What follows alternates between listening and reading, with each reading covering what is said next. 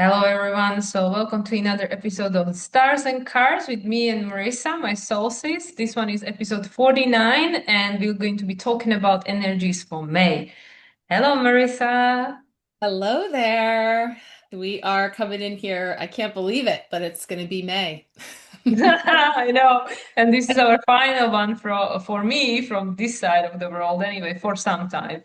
Yes, and technically we're recording before your solar return, so we can still say happy birthday to you as Oh, thank you. Thank you. Yes, yes, yes. So, that's coming up.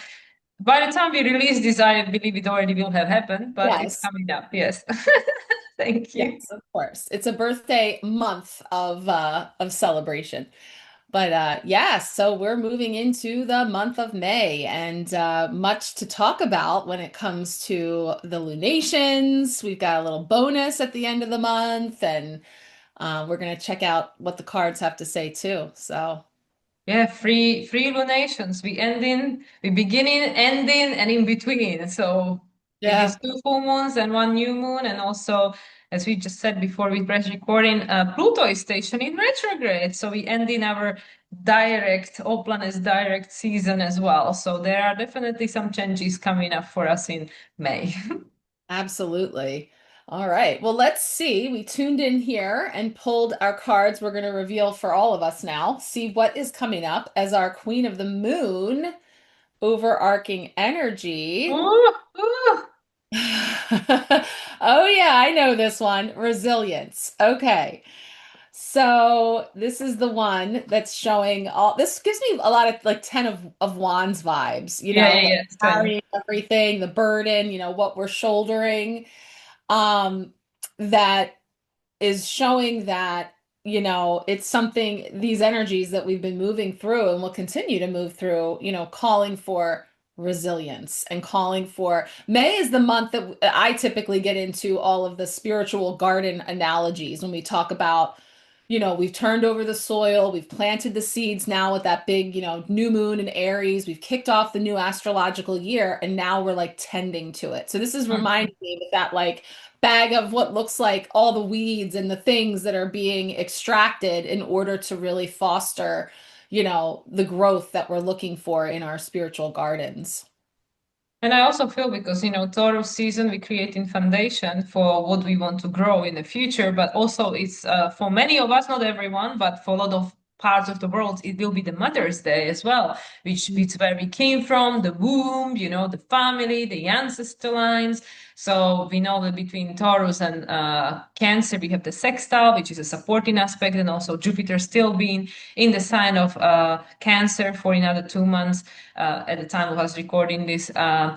This is still helping the expansion, which is not necessarily an easy one or happening easily. So I feel that resilience and just looking at it, like she's carrying the weeds, but it looks like snakes. So I'm like, oh yeah, that is very aligned with the Pluto full moon that we're gonna kick off the month with, because yeah, it requires resilience, the strength, the sense of empowerment. It doesn't come from easy life usually. So I feel that whatever we're shouldering, whatever we're going through, whatever we're facing or have been facing, it is preparing us for the fruition of the foundation that we are creating at the moment. So it is a deeply, Taurus is, after all, subjective process. It is very personal.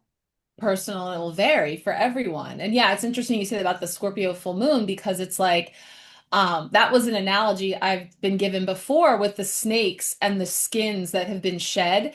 And this even gives me that idea of like, what old skins am I still trying to carry with me? Imagine all the versions of you, all the different versions of your life or, your understanding of different things. If you held on to all of them and tried to carry them with you, would it look something like that? If it were made into a physical manifestation of that. So the snakes and the refuse kind of gives me that sense of like schlepping along with all those shed skins versus, integrating them in a way. that we might be feeling the weight of, or for some people, really just from a practical standpoint, like decluttering and releasing the physical matter that they're holding. And Taurus season in our bodies, and it's the sun's coming out in the northern hemisphere, and people start thinking about wearing less and everything. So that's too when people might start looking at their own health and fitness and shedding some things as well. So there's sort of a layers of things that I'm picking up on with that. Yeah, and also this will be the first lunations with Uranus back in the sign of Gemini. So it's all about these new timelines, the choices we have to make in order to become a frequency match and eventually manifest these new timelines we are choosing. But the other thing that came to me, because with what you said, like we've been accumulating, and if we were to carry everything that we've ever experienced accumulated through our life, there will be a lot of snakeskin. That is the square, like we're going to have this continuous square between Uranus and the lunar nodes, pretty much until the lunar nodes move, because Uranus doesn't move all that quick. So I think about 2-3 months, we're going to have this continuous square between Uranus and the lunar nodes, resolution North Node. So North Node is still in Pisces until the end of July, and of course, currently ruled still by Jupiter as the traditional ruler, currently in Cancer, will be moving into Leo on the last day of June, and then Neptune being in a sign of Aries. So it's saying that yes, like we have to, there is a lot of releasing still going on, even though we are no longer in a year of a snake, but with this fire horse, it is happening at the rapid speed. Yeah, absolutely. And I see that there's a play on words here in the Queen of the Moon about it, which is, as you are expanding and growing, you're inevitably going to encounter some resistance. So we're getting resistance versus resilience, or resistance calling for resilience, in the sense of like, that's when you have to go within to your own inner will and perseverance when you come up against resilience or resistance rather. So it's sort of like, we're all learning, growing, healing, and expanding on our own in our own personal ways and on our own personal timelines. And as we're doing that and we're stepping out, and this month has been all about the Fool and the energy of just sort of stepping into it, that we're going to come up against resistance because not everybody's changing at the same time, the same speed, and the same ways.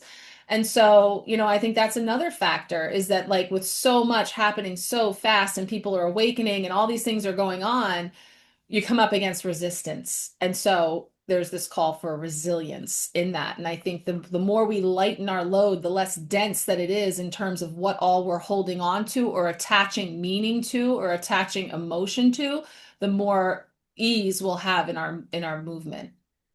Yeah, and that we know it's not easy at all, right? The No, trust that sounds and great. your faith, don't worry about it, it's spirit will take care of it. It's like, Hey, I'm loaded over here. so yeah, so I mean, like it is scorpionic. It's a very scorpionic process. It's like, yeah, you kind of just have to die and be reborn. And like, what you mean? The ego Yeah. obviously struggles with all of that. So, and it's interesting because during this full moon in Scorpio, which is the May 1st one, we'll have the Mercury conjunct Chiron. So and on the 27-degree mark as well, which was exactly the degree where we had the new moon in Aries. So no kidding. And Chiron is the key between Saturn and Uranus. Obviously, Chiron, as we know, will be moving into the sign of Taurus very soon in 2 months. So with Mercury now, as of May, being the rule of Uranus for the next 8 years, and Mars, currently being the rule of Saturn and Neptune and all that, there are a lot of changes because Mars, even though it is moving slower than Mercury, still has a 2-year cycle. So things are coming out fairly quickly. And with Mercury going retrograde 4 times a year, there is a lot of reevaluation. And especially now with Uranus in Gemini, there's going to be, we won't have to wait very long for manifestation of anything. Good, bad, ugly, in between, it's going to be happening very quickly. So that's why I feel with this Chiron, like we just, you go or you be pushed, I mean, it's in Aries and it is not easy, but yeah. So anyway, all that said, the resilience card makes sense. Yeah. And we'll see where it goes from here because, it's funny. I don't know if you know the card, but we have chosen a really beautiful deck that we haven't used in a while for our tarot, which is the Tarot of the Cosmic Seed. There is a card in here. It is the Ten of Wands that looks you'll see what, if I just want to see if it came up, and then I might pull our conversation. I just want to see because I think that expands on this as we touch on those three lunations. We'll see.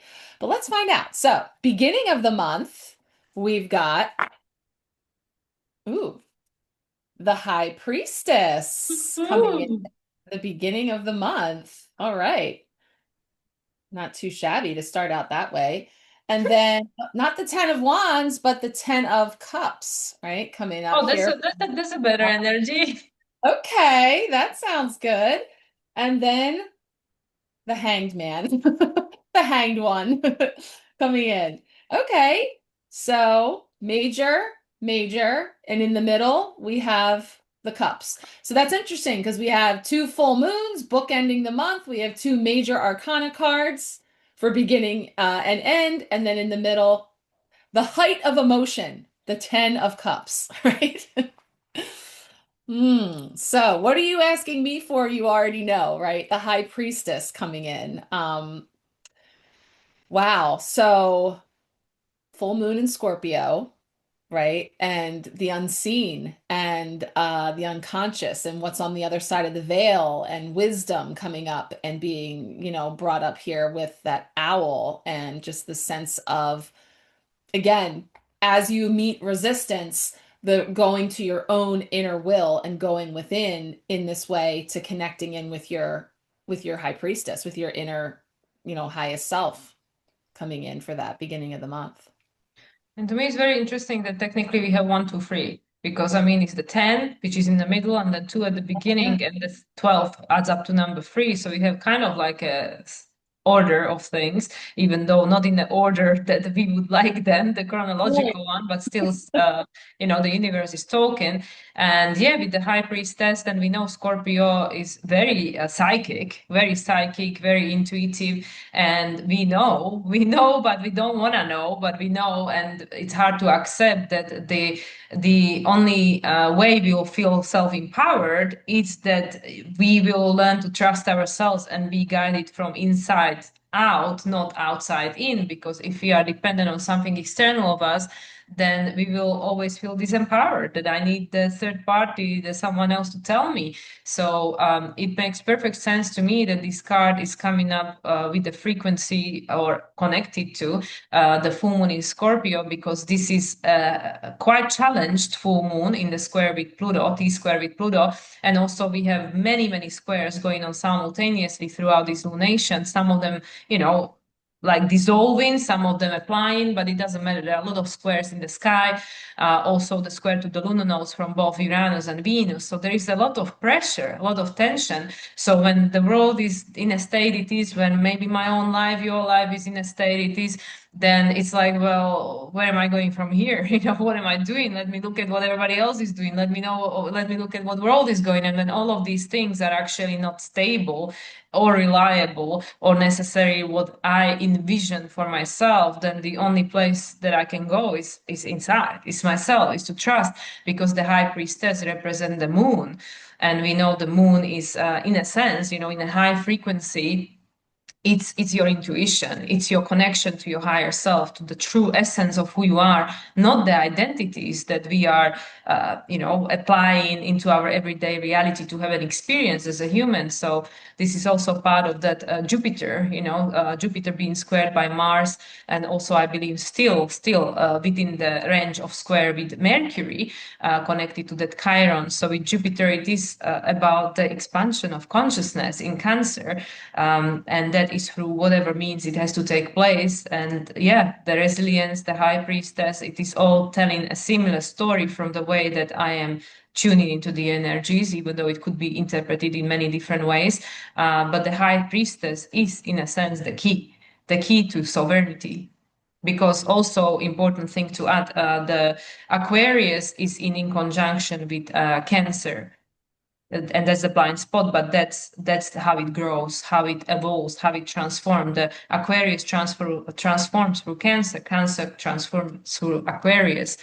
So it's like, the way you empower yourself is, in a sense, to break free from everything that you think you are, because everything that's defined and labeled is limited to that single definition. So to go beyond Aquarius, it's to forget who you were and allow yourself to become whatever is the potential of the universe that wants to be manifest, which is constantly changing. And the key to that is the high priestess. Mm. Yeah, and that is definitely, I'm feeling like a whole story from that because I'm noticing the snakes everywhere now, but I noticed, what is traditionally representative of the two pillars of light and dark, of the seen and the unseen and all those opposites, both of them are completely, see, snakes are wrapped around both pillars, and in the center is your sovereign knowing. So I'm just kind of feeling like as things continue to be revealed or continue to be brought out, and the snake skins are shedding, it's happening all around on all sides, in both the seen and the unseen, in the light and the shadow, in, all sides of the division and dualities that we see in the world right now. And so while all that's going on and the snakes are slithering around and it's all, I mean, you can even see she's strung up by a snake as we endeavor over here, and we Yeah. know the snakes here. So there's this sense of all of that, it has been there. It's just as it's all coming up and being illuminated and seen through all of these different aspects and being amplified with the Jupiter and all this energy, that you're here, in this sense of holding that center point of wisdom, and really just a knowing and seeing that's not overly emotionally reacting or in either direction. There's sort of a sense of holding that, and remaining resilient, as that the moon card is indicating, but navigating from there. Yeah, what just came to me in regards to the snakes, yes, there is no like polarity, like one white, one black. They're both the same technically, because it is the same. The light and the dark is the same. It's just the flip side of the same coin, even though it's hard to perceive it as such in a three-dimensional experience of being a human. It is polarized. One is better, one is worse. We have a preference, but from the source consciousness is the same thing. It's coming from the source, from the oneness, from the same consciousness. So anyway, leaving that behind, what just came to me is interesting because my husband recently did the vision quest and he saw a snake, and it was a very, very pale snake. And then when he was being advised by a shaman, she said to him that that's because that snake just recently shed the skin. This is why it was so pale. But she said that these are usually more dangerous because they're like young, like they in this new energy. So that's what I feel like with still at this stage, at the beginning of May, Mars is still in Aries, I believe. Let me quickly check when it's moving. It's moving into Taurus on the 18th, so it's after even the new moon in Taurus, which is on the 16th. So Mars is still in the sign of Aries, and we can feel, also we have and will have had two lunations in a row ruled by Mars. We had the full moon in Aries, now followed by the new moon in Scorpio, traditionally ruled by Mars.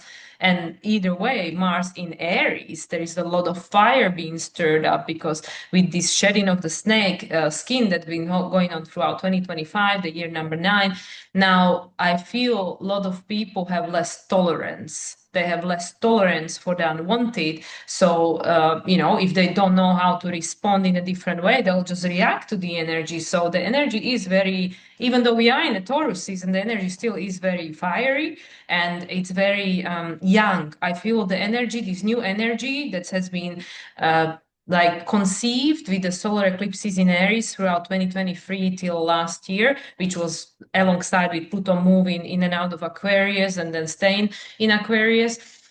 This energy is very young. So we know this new energy of the new earth, of the Aquarian, is very young, it's here, but the energy is immature, it doesn't know. We don't know what it's going to become. So it's quite volatile, because it's like, is learning about itself, like, who am I here to become, what am I here to be? But at the same time, there is that innocence that I can become anything, I can be anything. But with the high priestess, the shadow and the light, they are both coming out simultaneously.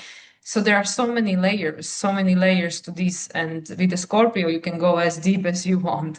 So I feel that there is a lot of depth being unrevealing because also being revealed, also with Jupiter still directly connected to every lunation through the rulership by moon, because being in a sign of Cancer until end of June, there is a lot of new awareness. Like, yeah, this is all we know, the catchwords, catchphrases, but now it's more like, whoa, but now I am starting to understand how this feels. It is not just mental, it's something that actually, oh yeah, just like you and I were saying that astrology really is being embodied full time. So I mean, yeah, with the high priestess, it's just like, yeah, you're starting to understand without words because now you know how it feels. Wow, I'm totally feeling that, to use that word again, but I totally vibe with what you just said there because that just takes us right into the Ten of Cups, which says, okay, I'm getting all these downloads and all these things are coming into my awareness. And then how do I register that? Like, how does that connect in with me in a tangible way? Well, it's my feeling, it's my emotion. That's how it comes to my attention. And so when we look at the Ten of Cups, the suit of the heart and the feels and the emotions, and typically known as like the happy family card or like, your tribe and all come together. And so what I was getting is middle of the month, I was reminded of my family is my rock analogy, which is saying that, yes, family is my rock, whether we're talking, families of origin or chosen family for being that sense of, safe refuge or that I can come back to when no matter what, but also like banging my head up against a rock, right? The family, my familiars, the people around me give me all the examples I need to bring up and express whatever emotions need to be Mm. moved, whatever is coming up for me. So it was kind of giving me, how am I feeling that this is coming up? I have this awareness, I'm the light and the shadow, everything's being exposed, and it's evoking in me an emotional, a reaction, a feeling. And then, when we come into our day-to-day lives where it all happens, um, looking at the emotions that are coming up. But the challenge is, and this is something that we were starting to get into in our conversation before we came on here, is a lot of times we get taken down the distraction of reacting to the thing that's happening or the person that's presenting it versus the emotion that that is bringing up for me and sitting with that. So I feel like this 10 is about this culmination point of, you know, processing all of that in order to really level up and step into the new cycle, which we can see isn't quite happening yet, as in May anyway. But it's like that thought of like when we know that we're doing a complete renovation of our home, and we understand that in order to get to that beautiful new dining room that we've designed, there has to be a wrecking. The wrecking ball comes in. We don't get angry at the wrecking ball or react at the wrecking ball or get caught up in the wrecking ball that's doing the demolition.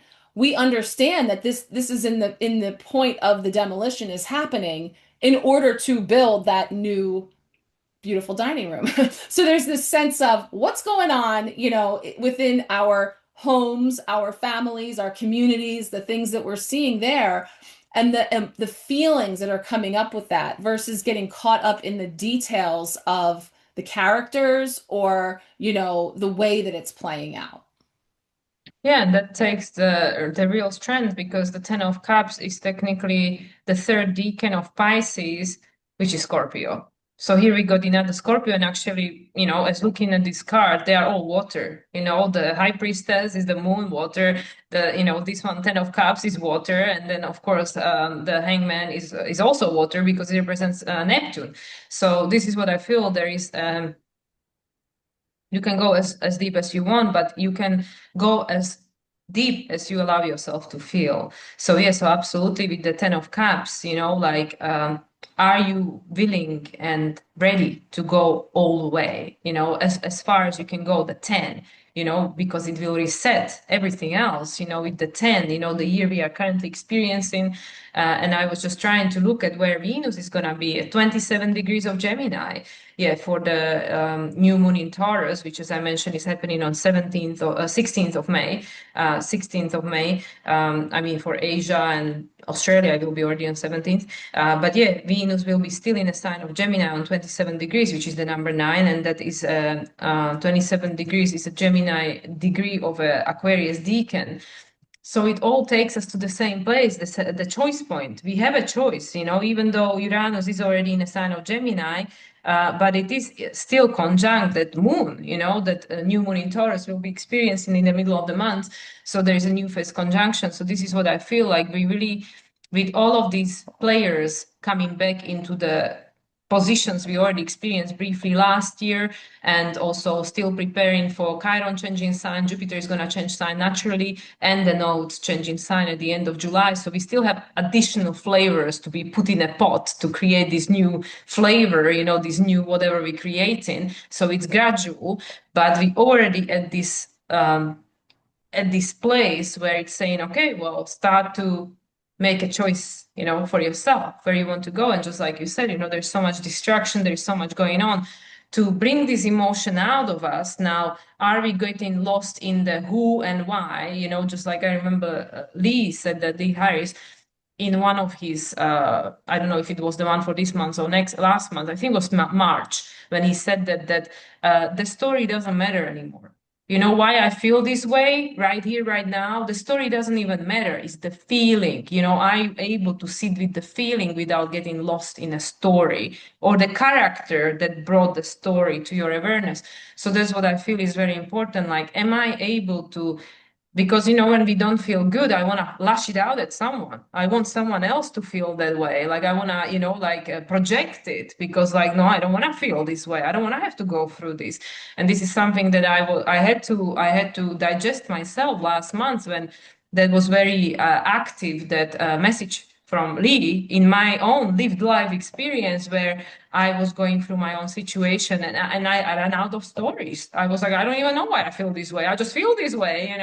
So I feel for many of us, through internal or external, many external, micro and macro situations and circumstances, feelings are coming out. And we know the main one, the number one most present with humanity at the moment is the fear.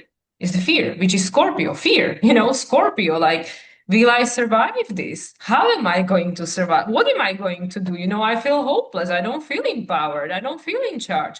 So that's why we go back to the high priestess. That is your key. You have to learn to trust something that is beyond the mind, beyond the program, beyond the matrix. So, with the 10 of Cups, it's saying, yeah, this way of experiencing reality through Piscean age lens, it's maxed out, it's finished, just like the resilience, the Queen of the Moon, and you say it reminds you of 10 of Wands. Yeah, that creation is complete. Saturn is now in Aries, Neptune is in Aries, it's complete, but we still see the residue, the skeleton of that system, of that emotional blueprint. And we're still going through it, because, the nodes are still in Virgo Pisces. So that's what I feel like, until all of these planets and nodes will shift, we still will keep re-experiencing. And even after that, like, we all in different places of the journey of the ladder. So yeah, and it's interesting that there are cactuses. It I doesn't thought really the look same like, thing. it doesn't really look like very 10 of cups, it looks like, Doesn't well, feel very yeah, soft and flowery, exactly. but So it's, resilient, right? Because cactus have to be resilient. They have to be able to hold on to the water in a very dry, arid condition. So that's what I noticed was the cactus aren't necessarily thought of as being warm and fuzzy any more than a snake is, right? Yet it has a purpose. And it's interesting because both the snake and the owl are, predators that typically prey on similar, um, creatures, yeah. creatures, and but yet one does it slithering low on the ground in the midst of it all, and the other one does it from a higher perspective, right? And so there's many ways to achieve this. And yes, you could be down in the muck of it, like, in the grasses trying to, find your meal that way, or you could be from this elevated perspective. And you get to choose. That's the other thing. Like, not everybody is going to be coming through it the same way. And one of the things that you brought to mind for me with that, looking at the stories versus the feelings, is this is another emerging thing, which is, again, no one is better than the other. But typically we have looked at we've done talk therapy when we talk about the way that we address trauma and the emotions and the mental and all those things is about sitting down, laying on a couch and telling the story and talking the story and discussing it and turning it around, and versus somatic healing and other methods that are becoming more well known, understood now, and reemerging from ancient healing techniques that are about dealing with the emotions and the energy that's trapped in the body and our tissues, and better understanding all the interconnectedness of that. So it's like, in the same way that, family is my rock and giving me all of these things that are triggering stuff and bringing up. And yeah, there's a whole story behind that. And there's a whole host of characters that we could sit here and talk about and get into the nitty gritty about down in the weeds. Or we can see, well, I feel unseen. It makes me feel, whatever. And then we address that feeling, we address the emotion. And this is just an alternative way that's becoming more and more understood, or more, in a way that's more accessible, or maybe more people are just in a place where they're ready to receive that, or to look at those other ways as well. Because then I was thinking, in the same way that, family and all those people, the planets are our rock. All these things that are happening are initiating and triggering and giving us exactly what we need for our collective evolution. So it might not be preferred. I might not like the way that I feel with, a retrograde or a particular transit, but it's actually serving just what is needed. And so whether I'm down here looking at it or I'm looking at it from this big perspective, it's all coming in for observation and where we go from here. Yeah, and I think, even what you just said perfectly ties up to that last card, the hangman, because, like you use the analogy of the snake, coming from the ground, a display, or the owl coming from the higher perspective. That's in a sense what's happening. Like, yeah, am I going to change because of what's happening down here and because I'm being pushed and I don't really have a choice? Or am I going to, like not have to change through that experience, but I am just going to choose with my free will that, okay, these energies are at play, as above, so below. So that what's going on in the world is requesting the change is necessary. That's it. Us as a humanity, with what we've got available now technologically, you either change or you're going to blow up the whole thing, And then from the higher perspective, the planets, the astrology, the frequency of everything, it's saying, yes, it's time for humanity to change. So are you going to change because, you understand that somehow through your intuition and you just tap into the energy and start downloading and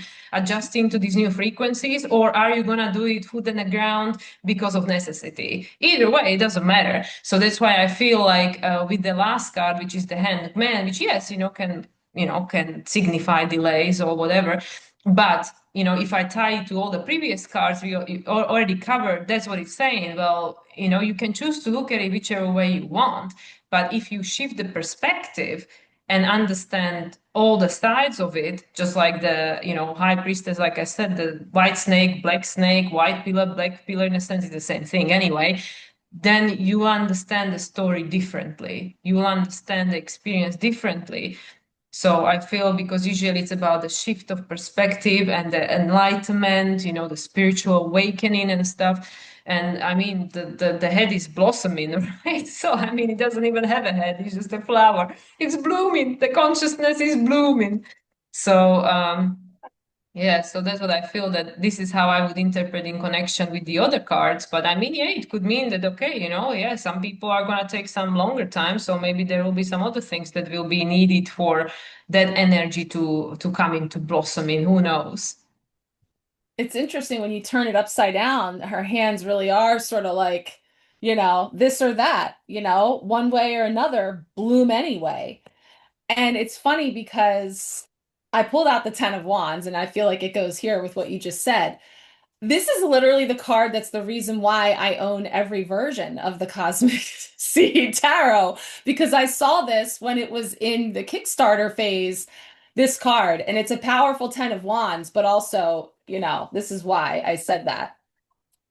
So that is the Ten of Wands, right? So similar to Wow. what we're carrying and shouldering, but this is powerful in its, the scale of one side or the other. And the fact that you see the child on one side and all the wands on the other is like, if this were to be my inner child, my soul essence, myself, versus all the sticks and the bundles of all the things that I'm managing in the nitty gritty, to be looked at that way.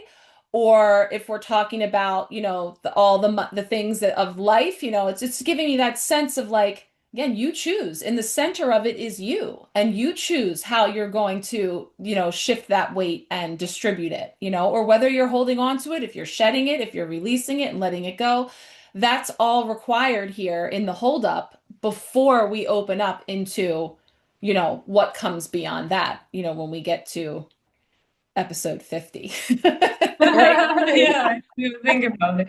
But you Yeah. see, to me, like straight away, like looking at the two, like, the wood is like something that, because you can see like the wood comes from the tree, so that was the manifestation. And then eventually, okay, like, yeah, the tree died or whatever was chosen to happen to it. And then it becomes something else, which is like, okay, this is now da da da, you define it.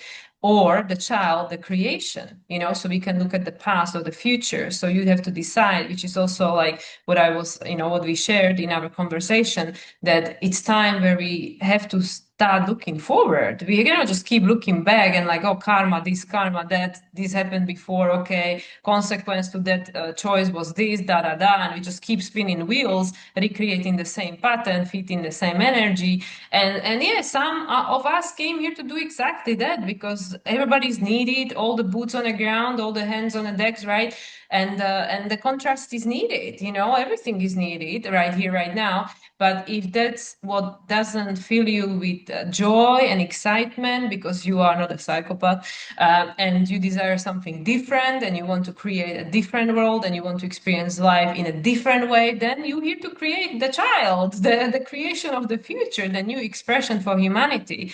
So yeah, we can look at all that's created, but those pieces of wood, they will never become a tree again. Mm, The glory of that growth has already ended. It's gone. It's gone. It can become something else, a new creation. I don't know, a cabinet or something, but it will never be a tree again. It will never be a lived thing that will grow. Whereas here's the other thing, which the child is a child. You don't know what is gonna become of it. It's a potential. So this is where, like, yeah, we have to choose, like it's funny because she's holding this thing, like two branches and the hangman upside down, two hands, like, yeah, yeah, yeah, we are at the yeah, choice and it's point. like a scale. It's like balancing it out. And then also, everybody is like they're looking that way, which I'm looking at as like the past in terms of like where we're going from here. So there's this burden or this heaviness or this it's like all of the refuse of everything that's been getting demolished because we're, what you were just saying brings me back to the demolition analogy. If like, that a house and we're literally taking a wrecking ball and demolishing what it was, and we can't rebuild using those materials. So when we say like, if these walls could talk, yes, all of these things happened in this space, in this room, in this way when it was this what it was, but it is no more. It doesn't diminish what happened. It doesn't take away from the experience. We carry that essence of that with us, even though that framework is no longer standing. And from it, we're building something new, something more expansive. There's an upgrade taking place. Again, it doesn't take away from, that it was meaningful, in its, I'm thinking like literally of a house where like we had this cute little tiny house and I loved our house, I loved it. but we outgrew it. We very quickly had 3 kids and there was just no more room. We had already done all of the renovations, we had built onto it. And there's, things about each stage that are very sentimental, or, geez, I'm so glad we don't have that old, small closet anymore, whatever. But ultimately, we decided to move on and build something new. We built a bigger house, and so we expanded into that, even though, and then ended up with another kid unexpectedly. But, we created space and the space was filled. But no, I say that because I feel the energy of, with what you were just saying in that, because it is hard not to look back nostalgically or reminiscing on things in ways to say that, like, it's a weird place to be when we're actively watching the demolition of something that we called home for so long. And then there's that natural fear of, what if we can't build something better? Or what if it isn't better? And, we're afraid to let go. And so that's why I think there's a lot of schlepping and carrying of all of this refuse versus, using it as the fuel, as the kindling. This is something that was coming in really strongly for me with the new moon in Aries, using all of that to build this new fire, this new wave of what's being created. So I feel like, that's the big fancy, way of looking at it perhaps, but boots on the ground, I think it does look like things coming up into our awareness and seeing things, coming in that, we may not like what it looks like, and needing to reconcile that in a way that feels right to us and whatever that may be. Yeah, there is like, again, there is the choice of the preference, like, because that's really, as I'm sure I've shared before, that's really the only freedom that we have, the freedom of free choice. You can make a choice, and even though sometimes the choices are not easy, and we might say, well, I don't have a choice, I have all of this going on in my life, I'm stuck, but there is always a choice. There is always a choice. It's not always nice, it's not always easy, but there's always a choice, and that's the only freedom we have. But going back to the house analogy, like that's what came to me as well, that yeah, that building, the house, the whatever it was, but there were memories created in that, and they were observed and experienced by someone and recorded in Akashic record and stuff, and they will live forever, even of those people. Like if there was an old house where your grandparents lived, and then they died, and then it was sold, and maybe it was torn apart, and maybe there is a shopping mall now or whatever, but those memories, they will always live. The memories of the grandparents who lived there, the memories, that timeline exists. It's recorded. It's recorded. It exists somewhere. So nothing's ever wasted. Nothing's ever just like, okay, now it's gone and that's it. Because in a linear form, in a linear way, yeah, the book, yeah, exactly. And then it's just about that, like we know a lot of people who can like astro travel and project and do all sorts of things and stuff. They can tune into Akashic record, they can tune into frequency, they can do the remote viewing and stuff, future, past, present, doesn't matter.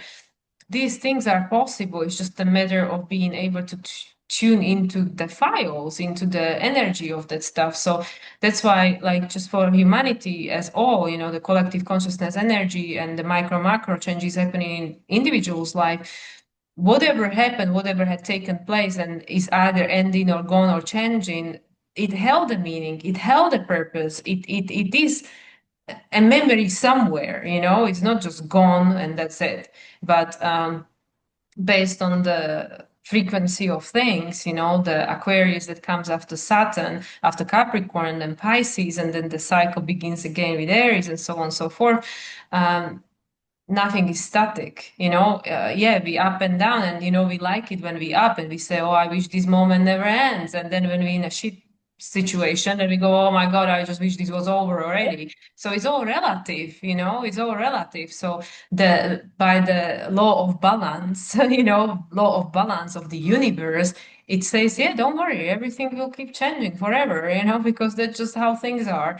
And yeah, and that's what's going on. And it's not easy to accept it when it's something that I am attached to and I like, and now that thing is changing. If it's something I don't like, then it's okay, I don't mind, it can change, fine. But as a collective consciousness as all, and as a memory of the Piscean age as the totality, we cannot cherry pick. Like, yeah, you can cherry pick in your own experience, but not for humanity, because these are bigger contracts. So that's what I mean. When we look at the things that are wanted and unwanted in the world, that is not my jurisdiction. My jurisdiction is what am I choosing in my life, in my experience, in my interaction, and what I can influence by my free will. So Mm. this is the choice. This is the freedom. This is the Capricorn in conjunction with Aries, and not Aries, in conjunction with Gemini and Leo. My choice, my creation, but I have to take responsibility. So we all have choice. Yeah. Yeah, we all have choice, and then there is also the responsibility and the karma of it as well. Because I was just thinking, like, yeah, we can cherry pick, but there's still pits and there's still things that we can choose not to look at. But that's where, we might be experiencing all of that needing to be reconciled before we can move on. So we're getting hung up on all those unresolved things that need to be cleared because they're not at a frequency that can be sustained and go on with us. In the same way that before you can move, you got to clear out a lot of stuff. You got to look for all that crap that you don't use and you're not taking with you. So that's just been this, long unfolding process that we've been going through. But, May is looking like a continual, but we're really I think we're getting greater and greater clarity though, as we've been going. So we've been getting increasing clarity where more of us are able to see that, how that's showing up in our own lives, how we can look out into the macro and see how that's showing up. And that's giving us, I think, a greater sense of understanding as well, so that we're not, operating blindly, but rather coming into our own I am sense of empowerment. And, in this case, the high priestess is demonstrating a model, a way to hold that while navigating all of this. Yeah. Yeah, and then last thing that again connected to that high priestess is that I can confirm that every single person I've been speaking to and I came across in my life, that and many are going through very life-changing situations, stepping into unknown. They don't know what's gonna happen. They just have a one thing like, okay, there is a job opportunity. I don't even know if I'm gonna live there, stay there, if this job gonna go anywhere, but whatever. Just one example. Every single person that is in that kind of situation where they just make a choice based on the next step. They don't know Mhm. if it's going to be the full thing. It's just the next step. And then synchronicities, serendipities, maybe it's not that thing. Maybe it's something that will lead to another thing. But they're like, I can really like, I've been told so many stories from people where they didn't know. They just made a different choice because their heart told them, you know what, let me just try something different. Let me do this thing. And yeah, and usually it's not the first thing that they do, but that leads to next thing and next thing and next thing. And then eventually they find themselves somewhere where they couldn't even dream of. And they said like, wow, I could have never even imagined that this is where I'll go or this is what I'll be experiencing. But I'm happy. It feels good. So I've been experiencing a lot of that. I think perhaps as a like universe giving me a hands up. Don't worry, just take the step into the unknown. It's gonna work out. Look at all these people and stuff. And as we know, everything, because we are still in the world of duality and polarity, will come with mixed bag of goods, things you like and things you like less. But the one thing that's guaranteed is that the change is happening. It is continuous, and yeah, and all what we can choose is how am I going to be responding to this change? Not whether there is a change or if you're gonna be part of the change. That is a guarantee. That is not a question. But how am I choosing to respond to this? What am I choosing to do about it or with it? Yeah, and for many of us, that is a shift in the way that we typically do things. Because I would have gotten tripped up right there at that spot where you said a job opportunity, or I felt this like urge to like, oh, let me throw my hat in the ring, and it feels so like aligned, and wow, this must be it. This is the universe showing me, and I fire off this email. I mean, these are like literal things that have happened to me, and the person just never ever responded. I never got an answer. So if I were to think, oh, I guess what was I thinking? I felt like that was the thing to do, but actually, what it served, it was an exercise in me putting myself out there. It was an exercise in me putting words to what I bring to the table. And so if that was a practice, if that was just something for me to see back, to reflect back to me, success.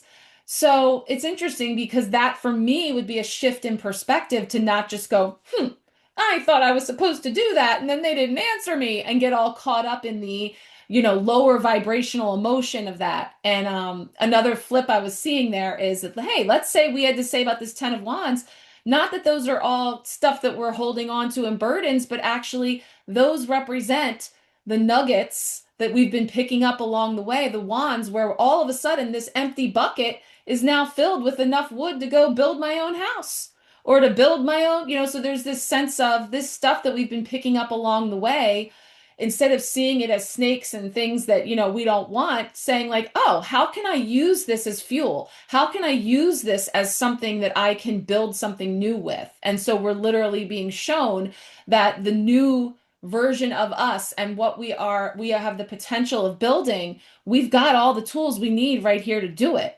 But it's shifting that perspective. It's shifting that, making that free will choice to say, that I'm going to choose what path I'm taking as the snake or the owl. This energy of where I'm going to do it. And neither one is right or wrong. It's just a path that's chosen to be taken. And, could one be more efficient than the other in terms of linear time or ease of getting there? Perhaps, there's many different ways to do it. But I don't know. That's interesting. There's so much here that just tapping into, but definitely intrigued to see how it all unfolds in May. Yeah, and for sure. And I feel like with the hangman that whatever is going to transpire at the beginning of May, we will see it very differently at the end of May. So we'll have the experience, and blah, blah, blah. And we feel the feels with the Ten of Cups, like what this brought up for me, whatever needed to be processed, present, past, future.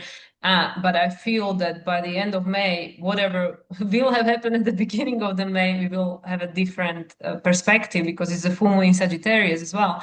But with regards to your own example, what you've experienced, one thing that came to me straight away was, it's not the right time. It's the right thing, not the right time. But the other thing that came to me, even if it's not this exact thing, but it showed you the desire. It stroked the fire like, hey, how about this for growth? How about this as a new experience? So through all of that, everything is serving. Yeah, exactly. And it's like, and it's that freeing ourselves of the limitation of only seeing it like A, B, C. I got the idea, I did the thing, where's my job? And then getting caught up in that. Just the job, of course, is just an example, but anything that we're sitting there just sort of holding on to and dragging around versus, let me dig around in here and let me take a couple of my core stories that I lead with, the time that like this thing happened and this person did this thing to me and this event, and sit with those and actually challenge myself to flip that and look at it from a different perspective and see what story I get out of it. Like I recently saw something about, you can overthinker over here. But instead of overthinking all of the losses, the challenges, the mistakes, why don't you overthink all of the greatest things you've ever done? Why don't you channel that energy into overthinking about all the most amazing things that have ever happened, So it's like, all perspective gleaning and giving us an opportunity, once again, to choose. You choose, and that's really where we're at. Well, all the old stories come up because they want to be released because my husband has this theory that all the prophecies, all the prophecies from Bible and from everyone, that made a prophecy, he said they are begging us to change them, because then they don't have to manifest, so that's why even self-fulfilling prophecy, okay, let me remember when this happened in the past, like, oh yeah, for sure it's gonna happen again. Okay, let me tell me what a failure I am with regards to job, relationship, whatever. And then it's like, okay, how about I change the story so this prophecy actually will become something different? So micro, macro, we experiencing this thing in our own situation because old stories are resurfaces and, oh yeah, I know exactly where this is gonna go. I know exactly how this is gonna work out. And with the world, oh yeah, look at this. We know exactly where this is gonna go. We know da da da da da. And the prophecies and the Bible said and the Quran said and whatever else said this and this will happen. And it's like, you know what? How about we just release these stories and change them, and then the prophecies can go and RIP. They can rest in peace because we just created a new story. And guess what? With Uranus in Gemini, that's exactly what we can do. That's exactly the right time to do that. So now with the Hangman, upside down. You say, yeah, you see, this is an opportunity to completely, not just say like, oh shit, humanity is changing, everything is going to shit, everything is changing, but it's say like, well, how about we go, well, rather than doing self-fulfilling prophecy and fulfilling prophecy from thousands of years ago, now we're going, you know what? I am going to choose my own story. I'm going to choose my own prophecy. So thank you. Thank you for bringing all these emotion and stories up so I can say, oh, no, thanks. I don't need this one. I'm already creating my own, just like the Ten of Wand woman. Like, yeah, here is the child. I'm creating this. I'm going to use this thing to make a house for my child or to burn, something or to make a dinner. I choose. So that's what I mean. So because we had this new moon in Aries that resetted the cycle of the three eclipses, new moon solar eclipses in Aries throughout 2023 to 2025, I feel with regards to that, a free will is here. We might say like eclipse, like, oh shit, the universe is in charge, the destiny is in charge. But because this new moon in Aries that happened in April resetted that, it was a new moon, not an eclipse. It was just a new moon, but it ended the cycle that was seated with the new moon. I feel a lot of our free will is back. So it's saying like, yeah, humanity is gonna go through a completely new cycle, and that you don't touch. That is decided by something beyond your comprehension. Now, what you want to do with it, now you have a free will to choose, especially with Uranus in Gemini. And whatever you choose is good because it's a new creation. Mm. And they'll be learning and all of it within each one. It's just a matter of choosing your own adventure. That's So, right. With the yeah, Sagittarius full moon. there we go. That's where we land at the end of the month. So yeah, let's see with that. We'll put our official punctuation mark on with the companion deck here, the Oracle of Awakening, another beautiful deck, also from Lelania Simone. So I'm going to shuffle up and see what comes forward for our final card. Let's see.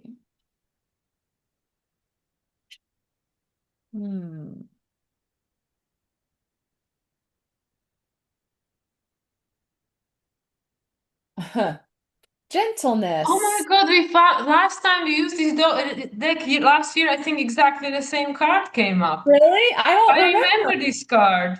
Yeah, gentleness, compassion, kindness, and soft. Wow. And look, she's turned her head the other way. Woohoo! She's changed the motion. So now, yeah, like the pathway forward, gentleness, compassion, softness, versus this energy of judgment and criticism and being under the crushing weight of seeing it as this or that. There's a softening there. And then also the illumination all around the crown.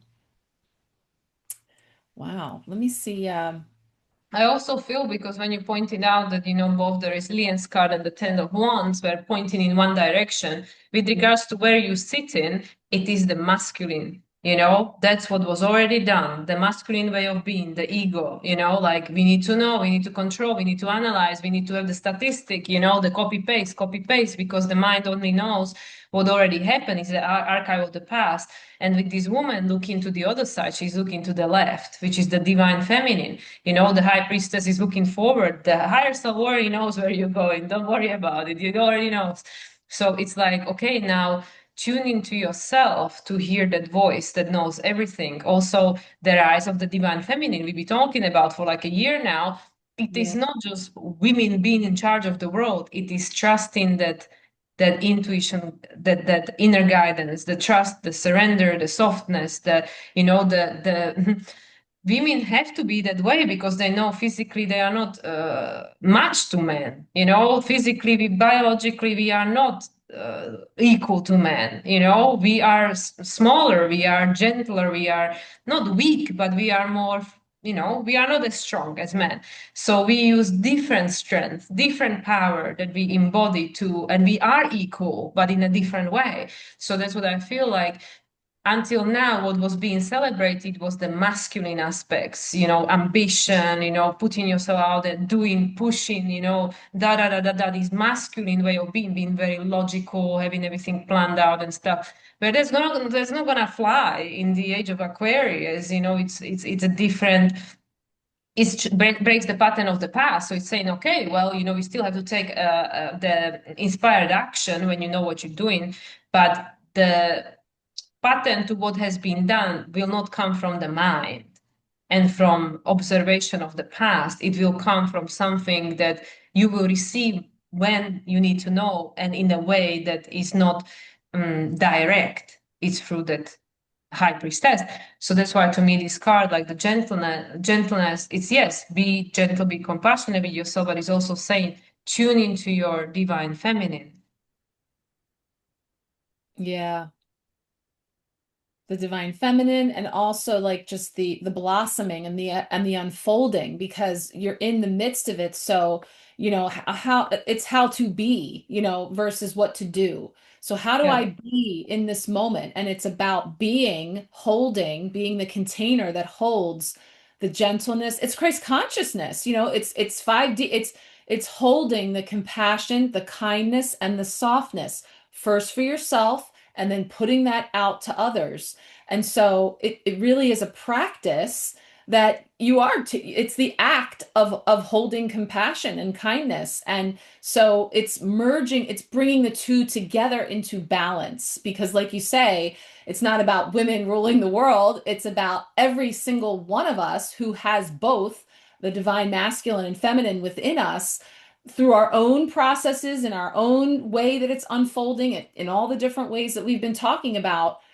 Holding gentleness over that is gentleness and compassion and kindness for the process as we are working toward reaching that equilibrium again, and finding that again in a way that, we've never known in this in this time. So yeah, it really feels perfect in terms of the different ways we could go about it. And yet both of them, this card calls for resilience, also needed, but it's not about how much can you possibly hold in that bucket? Can I throw a little bit more in there, because that's a mark of being successful, or that's a mark of being, productive, doing more, taking on more, doing it all those layers of expectation, and then judging yourself because no, you can't possibly sustain that, so it's just like spinning our wheels in so many ways.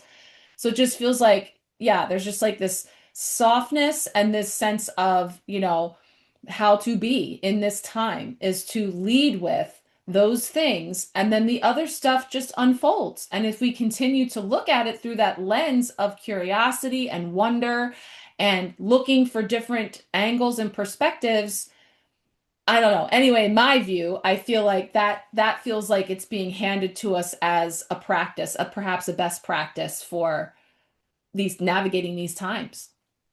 Yeah, like you said, to not be resilient through caring more, but to like resilience through uh, the courage to be vulnerable, to be guided by something that is unknown. Like how many even grown-up big men will freak out in the dark, and that's what it's asking us to do. Go into the dark, into the unknown, and trust it. Yeah. How do you trust it? You are in the dark, you can't see shit. So, and it's interesting when you look at the card of the hangman and the lady at the end, like it's like the hangman woman is wearing a green dress, which is like the heart chakra, and then the other woman has like a similar flower there on the floor, but her crown is now illuminated as a human. So this is Yeah. like the future human. So when things are being turned upside down because we are forced to look at things differently, feel differently, use different lens, because what you think, what you believe, then creates your reality. The hangman, the Neptune, if you look at it from the perspective of the ruler of the North Node, co-ruler with Jupiter, Sagittarius full moon. Hello, anyone? And then on the other side of it, when we are able to shift, and then we are able to create from a different place, create a different experience, different reality, we will experience it differently, and the us who is experiencing it will be different. So to me, that woman in the last card is kind of like a future human, the more recent that one for us to experience going forward, because eventually God knows what humanity will look like, if it even will be here. But the future of humanity from here to the next point is this: being guided from within, being in that state of receptivity and intuition. These are all very feminine. All the cards have very, very feminine energy, which is not just because there are women on them, but it's this like allow yourself to be led and guided, because the strength of the woman in the world is not necessarily in her physical, is in the, I show up, the courage to bring the life into the world, the courage to carry the burden, the courage to be the, I don't know, the one that men tell all their problems to, or hold a strong, whatever it is, the courage, because they know that, okay, yeah, I have a different role, I am not here to do everything that everybody else is doing. So it's the same thing for the, you as an embodiment of your soul. You didn't come here to do everything everybody else is doing or to be the same way everybody else is. No, you came here to learn, what am I here to do and how am I here to be? And I find it out from me, not from someone else telling me what it is. So that Yeah, takes courage. absolutely. Courage and also a willingness to be misunderstood, and also the strength to endure not receiving kindness and softness and gentleness in return, and that's the resilience, but also, there's this sense of, and that's where, moving through the work and the birthing pains and the process, it's not to oversimplify it or make it sound like it's a walk in the park, but there's this sense of the blossoming that's coming through that birthing process, and the way forward ideally is to embody this gentleness, compassion, and kindness, even in the face of suffering and uncertainty. And not even in or despite, but because of, the suffering and the uncertainty calls for more compassion, more kindness, and more unconditional love and understanding to allow for the space for that to unfold. So And to me, much, it's very interesting because the woman on the card looks like Hindu, right? And to me, it's so paradoxical that Hindu religion has more female deities than probably any other religion. And I don't know this as a fact, it's just an observation. So don't, quote me on that. But from observation, they have more female goddesses than I probably feel many other too religions. many male. Yeah. But how are women being treated there? Yeah. They have more gang rapes than probably any other culture, so that's what I mean, the paradox of that. But the women still have to keep going, they still have to keep being who they are, show up, so that's what I mean, like where we can see that the old world, a lot of aspect of it has to change because it's just crazy, so yeah, so I feel like we are starting to perceive things for the totality of, not just the parts, like, yeah, this is good, because it served for thousands of years, our ancestors they did it exactly like this, and like, yeah, that's true. But now, in order to create a new expression of it, we're gonna excavate the good, the meaning of the totality, and we're gonna move forward. We're not just going, or like, yeah, we're gonna use the fragments of it that can be used to build something new, but we ain't gonna copy paste it because it ain't working anymore. It doesn't honor who we are now. Yeah. All new blueprints. So yeah, there's definitely a lot of that energy coming through here. Wow. Okay. I hadn't really had time to think about May until now. So this is all a lot to just kind of take in and sit with and just see how, as we move through the month, how it all unfolds. Yeah, so it's an interesting month to experience, I think. Yeah, And yeah, I still believe that the end of it, we will perceive everything that happened in it differently than we will when it will be happening. 100%. Yeah, I definitely see that as well. Wow.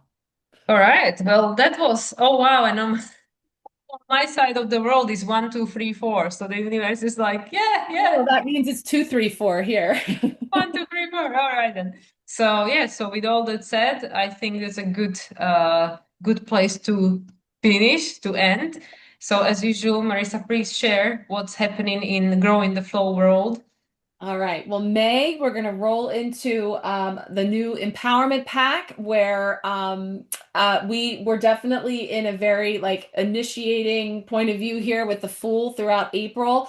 May is where I say we're going to be stepping into our spiritual gardens and working a lot with nature symbolism and a lot of fun things that I have planned. So the empowerment pack would be my core offering. Of course, we'll be starting up a new free empowerment sharecast. So that's where I'll be doing all the monthly card pulls and weekly and all the things. So I think those are the two primary things at this point. I mean, I'll have my specials link here to see things like the spring equinox reading remains. I always keep that up until at least June, once we start shifting our thoughts to summer. And the year ahead, of course, but primarily the empowerment pack and all the work that we're doing in that right now is the best place to come see me. Yeah, with all the clearing and everything, you always have your staple, the inner child healing and ancestors. And so Yeah. there are the staple offerings going on as well if people want an additional guidance and help with the clearing and healing. With the chakras. If you want to talk, if you want to move with the emotions and the energy versus all of the talk, that would be the color healing options That's for sure. the place to do it. Yes, yes, Yeah. yes. And how about you? Well, it depends when this Whoa. is airing, which we haven't decided at the time of recording this, so we'll decide. But if this is airing before the end of the month, then I have my birthday salon until the end of the month, and then obviously I'll be moving to different time zones. So just keep. I haven't put it much of my availability up on Calendly because of that very reason. But just stay tuned and stay updated. But of course, as always, if it's your birthday this month, so whether you are watching this as Taurus, or whether you are coming up with your birthday as Gemini, then you get the 25% off any of my services. So that could be applied any time of the year. But yeah, the birthday sale, my special annual offering will end at the end of the month. All right. Well, once again, happy birthday Thank and you. Thank you. happy trails to you as you travel as well. So, yeah, we'll see you on the other side. Yes, exactly. All right. So thank you, everyone, and see you on the other side of May for our insights about June. So bye for now. Okay.